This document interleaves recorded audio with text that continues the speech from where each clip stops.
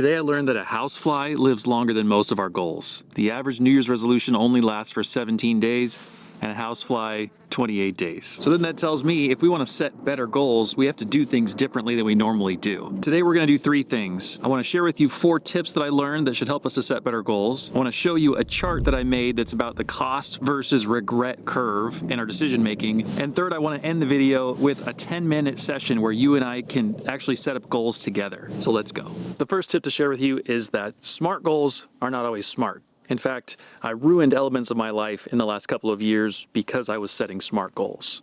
Let me explain. Smart goals are supposed to help us. They're specific, measurable, achievable, realistic, and time-bound. But the problem is that if you put a smart goal to everything that you're doing in life, it ends up being a dumb goal. And that's what I did. I wanted everything to be measurable. And you just can't do that with relationships and emotional health and spiritual things. It doesn't work. So this first takeaway is really just to use SMART goals only when they apply. Only when it's something that you can easily track and apply metrics to, like running or output of some kind. The next tip I have is to learn to measure yourself against your past self, not against somebody else or against your kind of future conception of who you could be. I like being here with you and making videos, but if I compare myself to Ali Abdaal or Matt Farah, I'm going to be really unhappy because they're both wildly successful. They're experts in their field. They do a great job. Ali teaches things, Matt reviews cars. They both make millions of dollars. Good for them. Instead, I think we need to have a perspective that's more focused on a little bit of progress every day going in the right direction. Speaking of directions, let's go to a new one. And one way that we can actually do that is through using the templates that I've built that we'll use here at the second half of this video.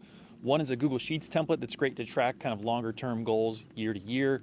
The other one is an option for you to use every single day to track your habits. The next tip is something that I learned from Ali Abdaal, and that's the difference between sincerity and seriousness. I don't know about you, but whenever I really want something, I get really serious about it, and that pushes people away and it makes it not fun. Instead, we can be sincere, which is let's show up and really try, but instead of getting too serious and controlling the outcome too much, we can be okay if the outcome isn't exactly what we want. One way for me to really keep this like in a proper perspective is to ask, will I die if I don't get this? Will I die if I don't run 500 miles this year up in these beautiful mountains in Phoenix? No, check out these mountains. Gorgeous. This next tip is probably the most useful one, and that's for us to use systems instead of goals. But all that really means for us is if we focus on the outcome solely, like if an NFL player is saying, I've got to win the championship game every game he plays, we're going to ruin it. We're not going to be able to focus on what we're doing right now. So instead, we've got to focus on what we know we have to do today, right now, in this moment. And a tactic for this that you'll see in my free template that you can download is just breaking things down into smaller pieces. So maybe we do have a big goal a year from now, but if we can break that down into little achievements every month or week or every day, then that helps us to get there. And the last tip before we get into the cost versus regret curve is just being willing to start again. I think letting go of our recent results, especially if they're failures, and just saying, I've got that humble beginner's mentality to start again will be really helpful. I'm trying to learn this stuff. Not saying I'm an expert at it because I'm definitely not. But Brendan, what if we don't succeed? What if we do all this work and we try and think a new way and we set goals and we use your free template and all this cool stuff, but we still fail at the goal? Wasn't that the whole point of doing this, that we would actually succeed at the goal? To answer that, you have to see this chart. Check this out. The thesis behind this chart is that regrettable decisions are so easy to fall into because they're so cheap. They don't cost us enough. And in turn, the things that we're really proud of when we look back on them are so hard to do and so hard to stick with because they're so expensive. And even though this is a personal finance and money related channel, I'm not talking about cost in just terms of money. It could be costly in terms of energy or effort, the blood, sweat, and tears that goes into something. My basic hypothesis is that if we look back on stuff that was very costly to us, we won't regret it because we'll have learned and grown. We'll have done something that's really worthwhile and that's cool. And in hindsight, whenever we follow that x-axis all the way down towards more regret, we're going to experience more regret whenever we're lazy or indulgent or we just decide to go ahead and quit. Oh boy, that's not good. I think someone's getting rescued off the top of the mountain, which I'm surprised because normally that happens here in Phoenix only when it's hot outside. So if they need to get rescued when it's cold outside, it's probably a fall. It's not good. I love this quote by this Renaissance artist, Michelangelo Buonarroti. What you get by achieving your goals is not as important as what you become by achieving your goals. Well, the helicopter didn't land, so maybe they don't need to be rescued. Let me know what you think about my chart and my general thesis here. So now it's time for us to actually set some goals together. So let's set a timer and let's go ahead and do some goal setting. So for you to get this free template, all you have to do is click on the link in the description or that's pinned there in the very first comment and get this Notion template that I built for us. I just noticed there's broken glass here. I don't think I should be sitting here. All right, here's the better goal template for you. Very simple, very effective. And I love this quote at the beginning by Rich Roll. Small things with extreme regularity and consistency. I want to do the opposite. I want to do like one big, hairy, nasty thing once and somehow win, but that's not how this works. If you don't know Rich Roll, look him up. He's on YouTube. He's an awesome podcaster, ultramarathoner. He's a beast. Then the first thing that we can track in here is SMART goals.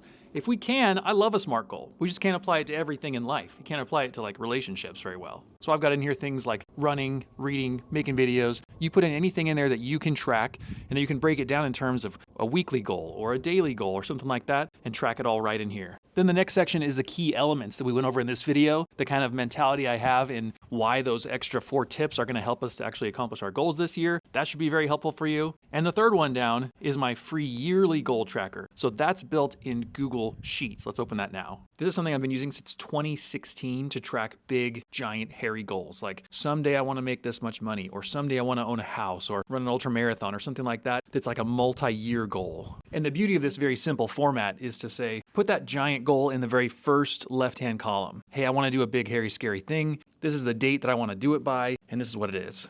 Then for the year that we're in, you put in there what the yearly version of that goal would be. So if it's going to take you 5 years to get there, maybe, then what's your 1-year goal? What's a much smaller step look like? I find that breaking things down into a smaller step really helps. And then speaking of steps, you put in there this year the actions you're taking under the year and then the steps. So for like 2023, these are the steps I'm taking. And then you put in 2023 progress to say, this is the progress I've made, or this is the progress I haven't made. That's what I do sometimes. And I'll even like color code it red if there's not good progress being made, just to indicate, hey, I'm tracking this thing. Maybe I'm halfway through the year and I haven't done anything about it, but at least I'm still thinking about it. And then as the years go on, you can actually track this progress year by year by year to say, look, in 2023, I set that one goal up and now it's 2025 and I've made it.